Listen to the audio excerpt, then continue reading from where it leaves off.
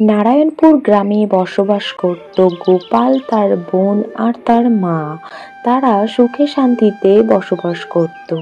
কিন্তু গোপাল ছিল একটু অলস প্রকৃতির, সে কোনো কাজবাজ করতে চাইতো না। বাবা গোপাল, অনেক তো বেলা হলো, তুই মাঠে যাবি না আজকে?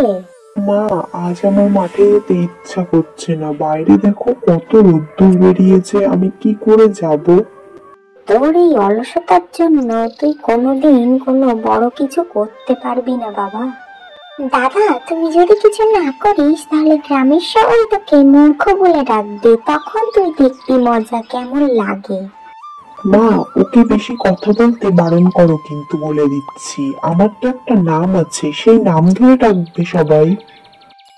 সকাল সকাল তোদের এই ঝগড়াঝাটি আমার মোটে ভালো লাগে না। আমার হয়েছে যত জ্বালা, এই ছেলেটা যে কবে বড় হবে আমি সেই চিন্তায় চিন্তায় পাগল হয়ে গেলাম। মা, তুমি আমাকে নিয়ে একদম চিন্তা করো না, তুমি দেখবে একদিন আমি বড় কিছু একটা করব।